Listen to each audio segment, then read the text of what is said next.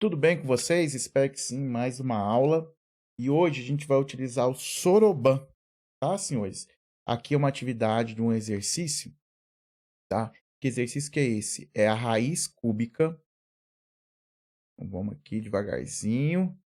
A raiz cúbica de 8 dividido por 27. Então, vamos lá. Senhores, o que nós temos agora aqui?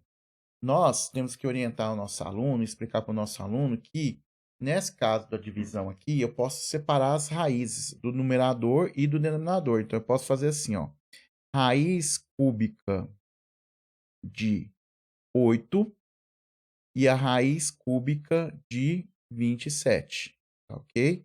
Eu posso fazer elas o quê? Separadamente, tá? Então, aqui, raiz cúbica de 8 e raiz cúbica de 27. O que acontece aqui? Por que a gente separou? O aluno entender que ele vai fazer a raiz cúbica de 8 e a raiz cúbica de 27 separado.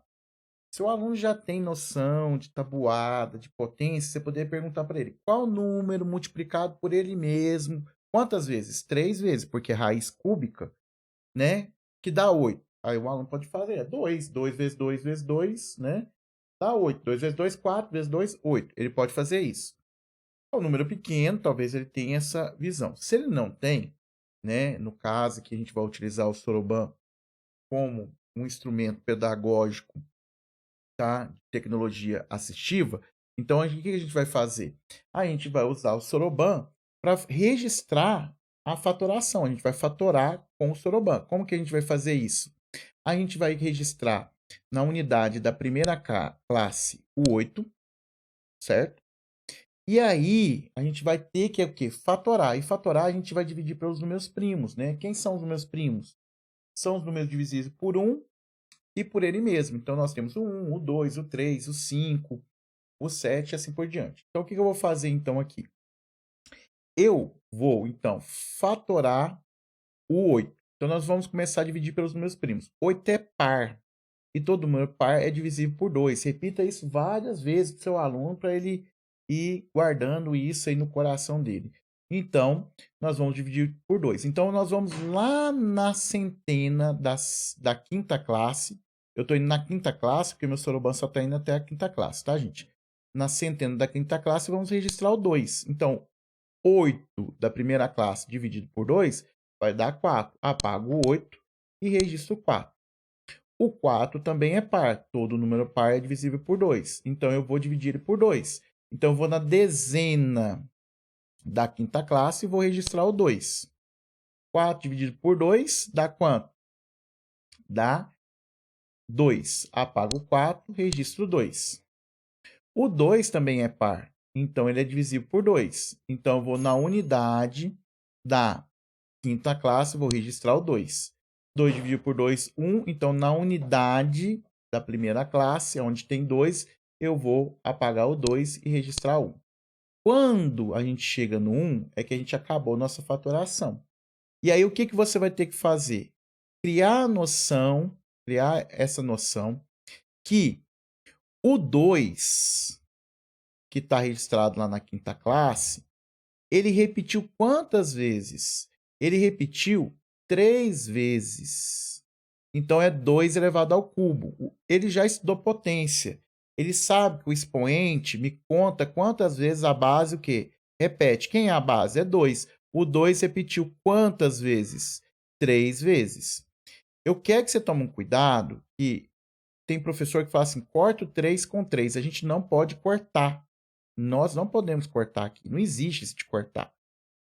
Como a radiciação é o processo inverso da potenciação, então vai anular esse 2 ao cubo. Então, todo número que tiver ao cubo aqui multiplicando aqui vai sair da raiz, né? Então, vai estar 2 ao cubo numa raiz cúbica, vai anular a raiz cúbica. Então, o 2 vai sair da raiz cúbica. Então, vai sair o 2 aqui. Agora, o que a gente vai fazer? Aí, o aluno vai entender que agora a gente já trabalhou o numerador.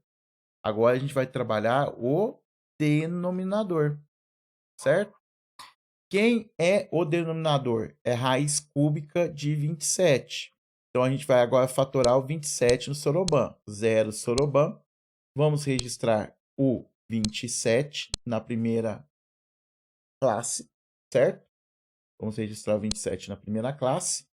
E aí a gente vai fatorar. Primeiro, 27 termina em 7, ele é ímpar. E ímpar não dá um resultado exato dividido por 2. Então, a gente não vai dividir por 2, a gente precisa de resultado exato. Então, a gente vai dividir por 3, que é o próximo número primo, certo? Outra coisa que seria bacana é a gente trabalha isso lá no 6º ano, né? Quando que o número é divisível por 3? Quando você faz a soma dos números e o resultado dá para dividir por 3. No caso, 27, 2 mais 7 dá 9. 9 é da tabuada do 3, então dá para dividir por 3. Então, vai ficar 27 dividido por 3, que dá quanto?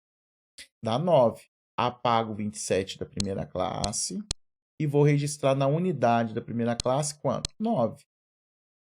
Opa, registrei o 9, ok? Registrei o 9. Quanto que vai ser agora? 9 é ímpar e é da tabuada do 3, então dá para dividir por quanto? Por 3. Vou na dezena da quinta classe e vou registrar o 3. Então, voltando para a primeira classe, na unidade, 9 dividido por 3 dá 3. Apago 9, registro 3. Tabuada do 3, então dá para dividir por 3. Então, eu vou na unidade da quinta classe, vou registrar que eu vou fazer mais uma divisão por 3.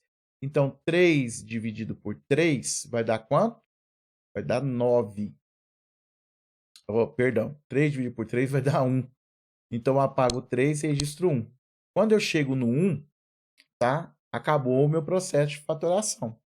E aí eu vou fazer o registro, né? O aluno tinha lá raiz cúbica de 27, ele vai perceber que a raiz cúbica de quanto? De 3 elevado o quê? Ao cubo. Por que 3 ao cubo? Porque o expoente é 3. Por que o expoente é 3? Porque repetiu 3 vezes. Repetiu 3 vezes que número? O 3. Por isso que a base é 3. O expoente me conta quantas vezes a base repete. Como o 3 está ao cubo e a raiz é cúbica, o 3 sai fora da raiz cúbica. Então, vai ficar quanto aqui?